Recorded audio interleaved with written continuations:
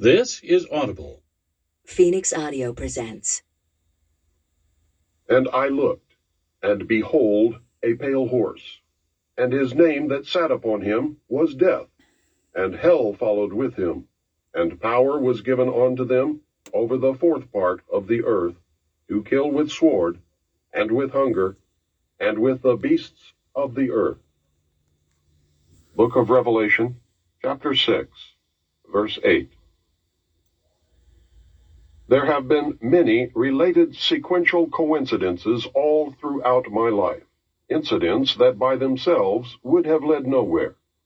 Statistically, the odds against the same are a related sequence of events happening to one individual are astronomically high.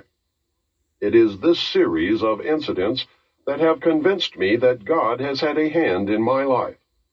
I do not believe in fate. I do not believe in accidents. I cannot and will not accept the theory that long sequences of unrelated accidents determine world events. It is inconceivable that those with power and wealth would not band together with a common bond, a common interest, and a long-range plan to decide and direct the future of the world. For those with the resources to do otherwise would be totally irresponsible. I know that I would be the first to organize a conspiracy to control the outcome of the future if I were such a person and a conspiracy did not yet exist.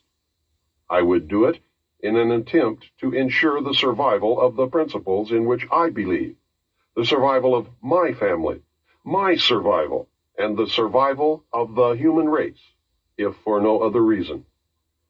I believe, therefore, that a grand game of chess is being played on a level that we can barely imagine, and we are the pawns.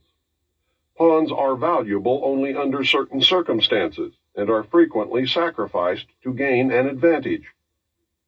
Anyone who has studied military strategy is familiar with the concept of sacrifice. Those who have seriously studied history have probably discovered the real reason we go to war on a regularly scheduled basis. My research has shown, at this point, that the future laid out for us may be just about impossible to change. I do not agree with the means by which the powerful few have chosen for us to reach the end. I do not agree that the end is where we should end at all. But unless we can wake the people from their sleep, nothing short of civil war will stop the planned outcome. I base that statement not on defeatism, but on the apathy of the majority of the American people. 25 years ago, I would have believed otherwise, but 25 years ago, I was also sound asleep. We have been taught lies. Reality is not at all what we perceive it to be.